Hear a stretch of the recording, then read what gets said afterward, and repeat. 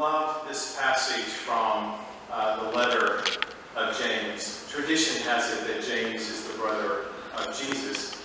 We do know historically that James was the leader of the first community of followers of Jesus Christ in Jerusalem.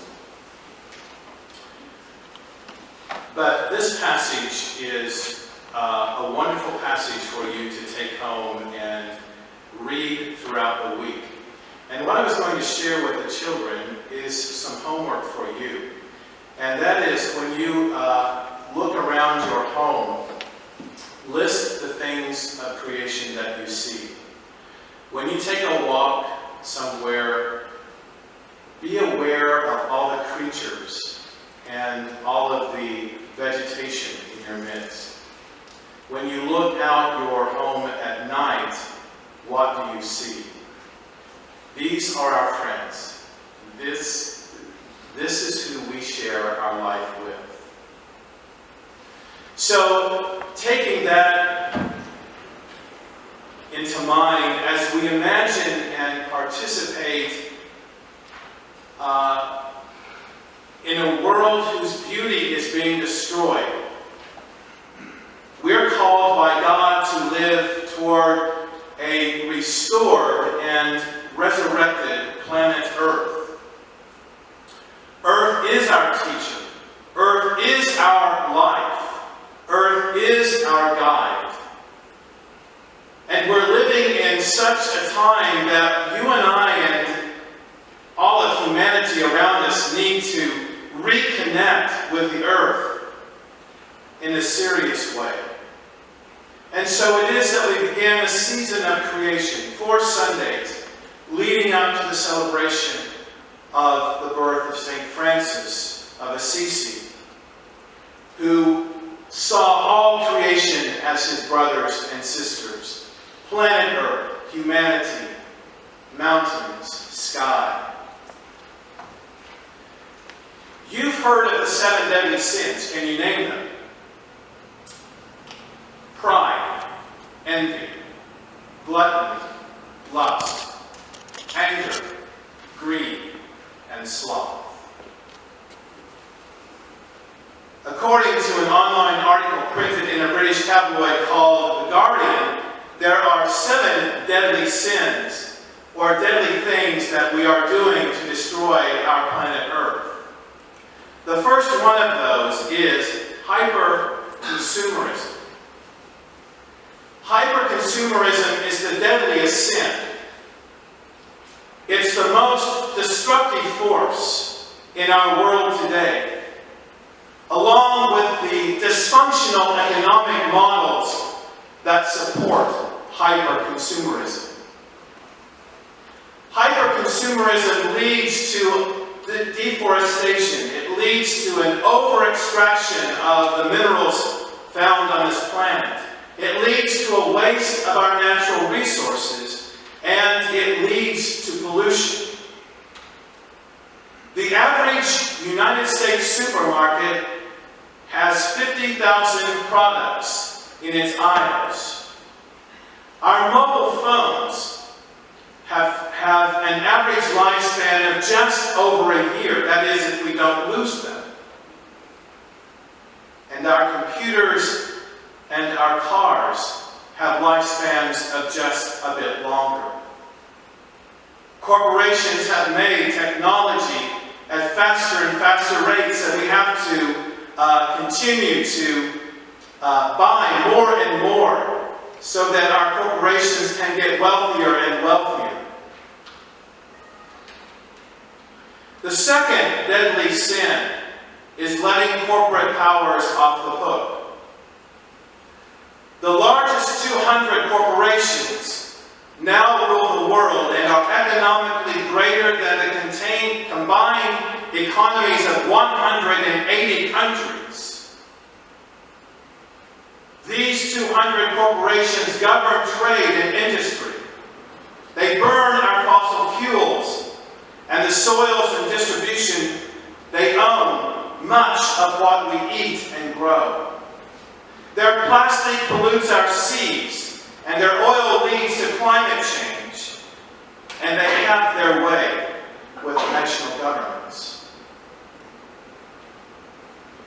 The third deadly sin that's destroying our planet is driving dangerously. There are nearly 2 billion vehicles on our world's roads. The car has become the dominant way that our cities have grown and expanded. But now they also determine where people live and how they travel. The sixth deadly thing destroying our planet is human population.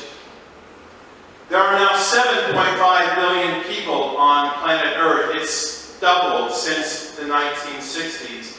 And by 2050, there will be 10 billion people on this planet. And all 10 billion people want what we want. They want cars, they want computers, and they want stuff. And the problem is how much each human consumes. We, humanity, are destroying our planet. The seventh deadly thing destroying our planet is our loss of soil. Soil is now only second to population growth as the biggest environmental problem the world faces.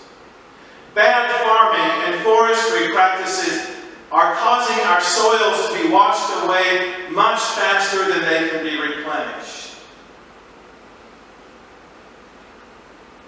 The eighth deadliest thing destroying our planet is the way we foster inequality. And I've talked about this in sermon after sermon about the extreme disproportionate of wealthy to poor.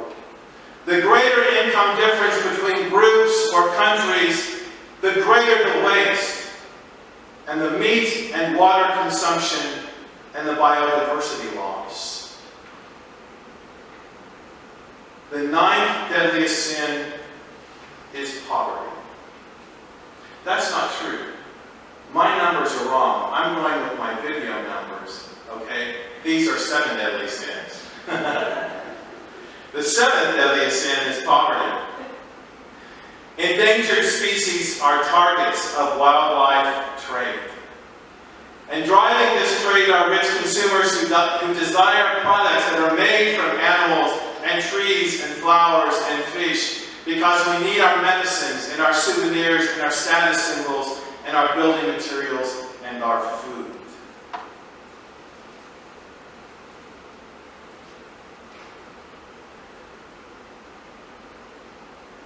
When we see planet Earth as a point of deeper connection to God and not something to exploit, then we can be bridges, not barriers. And we can then contemplate the really tough questions of how to save Earth and its precious resources and beauty so that our children and grandchildren and their grandchildren have something to enjoy as we did.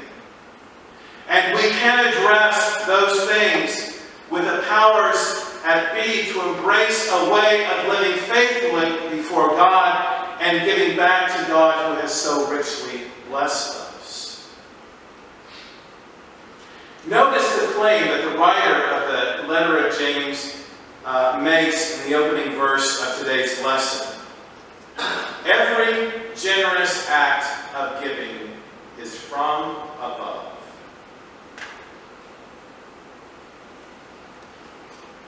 Every generous act of giving. And notice that James doesn't say just some acts. All acts of giving. There are many dimensions to our giving. Giving includes acts of mercy, or being an advocate for someone, or planet Earth. Over 300 species every single week are becoming extinct on our planet, in part because we are choosing a way of living that is not conducive to their lives. Or more precisely, because we are simply not choosing to live in relationship with the earth around us. In the last century, the last 100 years, we have undone much of what it took the earth 4 billion years to evolve. And so you and I, church, can be advocates of recycling. We can be advocates about how we use our water and our energy. We can be advocates for the endangered species in this world. We can use less fossil fuel consumption. And we can be advocates for issues pertaining to global warming and companies reducing carbon emissions, which are now being totally reversed in this administration.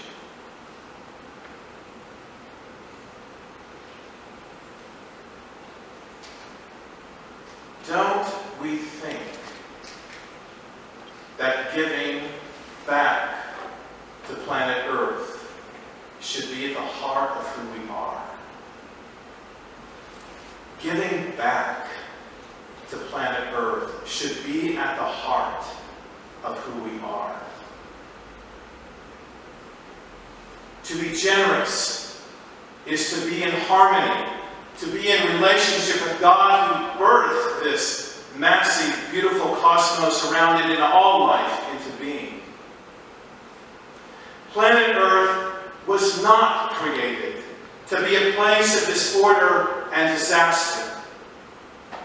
Yes, there are natural tragedies that will continue to happen, but they do not last forever. Beauty and goodness always reappear on earth. Cities will be rebuilt after devastating floods and hurricanes and tornadoes. Forests will grow and green following devastating forest fires. And the loss of life, which is sometimes too young, life lost in mass shootings, causes us to grieve hard. But the memorials to these people will cause us to be inspired and to plead with our legislators to bring change. Things like gun sales and to redirect our monies to improve mental health facilities and treatment centers. We are not destroyers of our planet. We are creators of planet Earth.